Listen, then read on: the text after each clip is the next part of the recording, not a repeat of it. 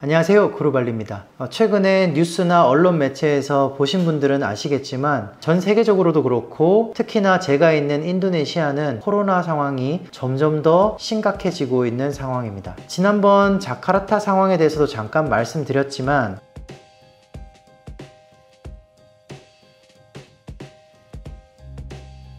7월 3일 27,913명으로 인도네시아 전체 1일 확진자 최고치를 경신했고, 그리고 현재 발리 상황도 별반 다르지 않습니다. 1일 확진자 최고치를 찍었던 지난 1월달, 그때 이후로 5월달까지는 점차 줄어드는 추세가 보였고 발리도 굉장히 상황이 좋아지는 것처럼 잠깐 보였습니다. 그래서 앞으로 7월달에는 재개방을 할 수 있지 않나 이런 기대감이 있었는데요. 인도네시아 르바란 연휴, 무슬림들의 명절이죠. 그게 끝난 이후인 6월 중순부터 상황이 급격히 안 좋아지기 시작했습니다. 발리의 확진자는 매일 100명씩 육박하다가 현재는 200명 이상, 이틀 전에는 최고치인 340명까지 취소했습니다. 이렇게 인도네시아 상황이 급격히 안 좋아짐에 따라 인도네시아 정부는 자카르타 그리고 자바섬, 발리에 이르기까지 비상사회활동 제한조치, 즉 빽빽까엠 다루랏을 시행하기로 했습니다. 그 기간은 7월 3일부터 7월 20일까지 잠정적으로 정해졌고 그 이후에도 연장이 될 가능성이 매우 높은 것 같습니다.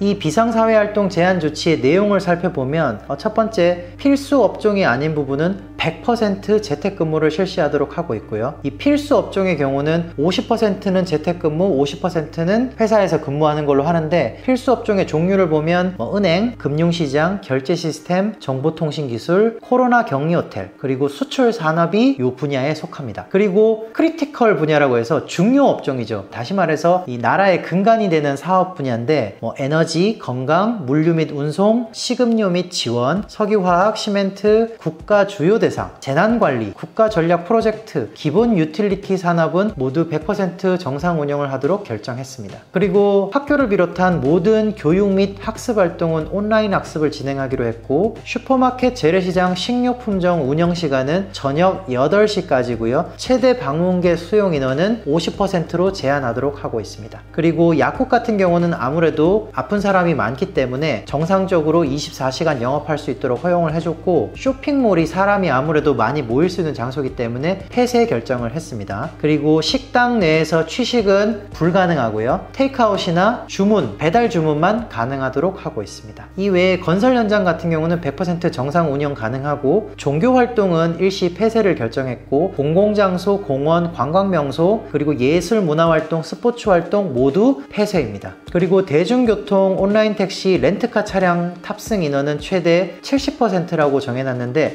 이게 몇 명까지 탑승이 가능하다는 게 되게 애매한 것 같아요. 결혼식 참여 인원을 이번에는 구체적으로 정했습니다. 최대 30명까지만 가능하도록 했고, 그 결혼식에서는 취식을 금지하고 음식은 집으로 가져갈 수만 있도록 했습니다. 다시 말해서 결혼식장 안에서 식사는 못한다는 뜻이죠. 그리고 여러분들이 많이 궁금해 하시는 거, 아무래도 이제 인도네시아 내에서 이동을 하시는 분들은 항공이나 자동차 또는 기차로 이동을 할 때 어떤 조건을 갖춰야 이동을 할 수 있는지 이런 걸 궁금해 하실 텐데, 먼저 항공 같은 경우는 반드시 백신 접종 최소 1회 접종 증명서가 있어야 되고요. 그리고 출발 48시간 전에 받은 PCR 검사 확인서, 음성 확인서가 있어야만 비행기를 탑승할 수 있습니다. 그리고 항공 이외에 버스나 기차 같은 육로로 이동하는 경우에는 똑같이 백신 접종 증명서 최소 1회 증명서가 있어야 되고요. 출발 24시간 전에 받으신 안티겐 음성 확인서 받으시면 이동이 가능합니다. 그리고 간혹 마스크를 착용 안 하시고 페이스 실드만 착용하시는 분들이 간혹 계세요. 요거는 허용이 안 되니까 만약에 그렇게 정말 불안하시면 마스크와 페이스 실드를 동시에 착용하시는 걸 권장하도록 하고 있습니다.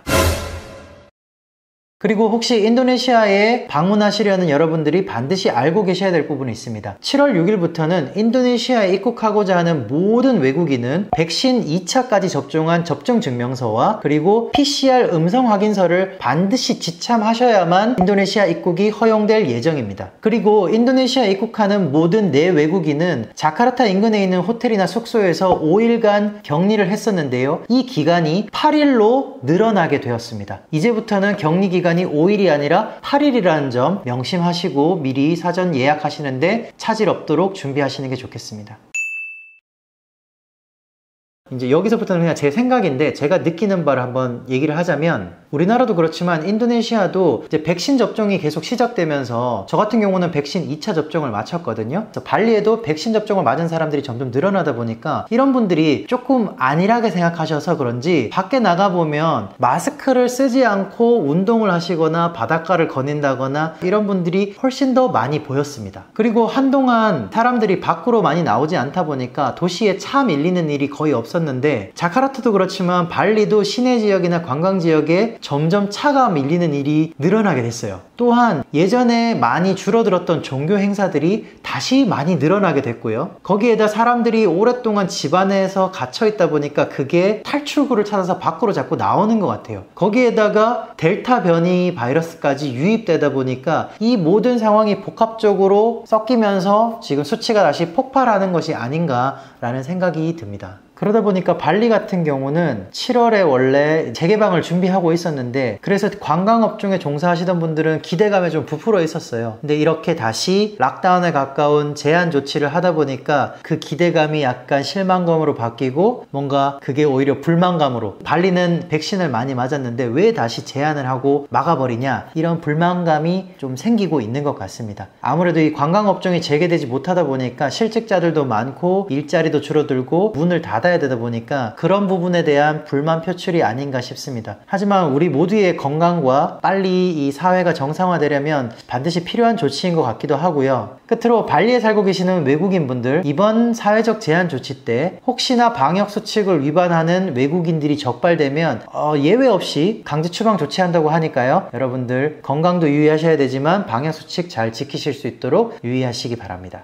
여기까지 구루발리가 전해드리는 발리 최근 소식이었고요. 앞으로도 더 유익한 정보 그리고 새로운 정보 있으면 여러분들과 공유하도록 하겠습니다. 네, 감사합니다.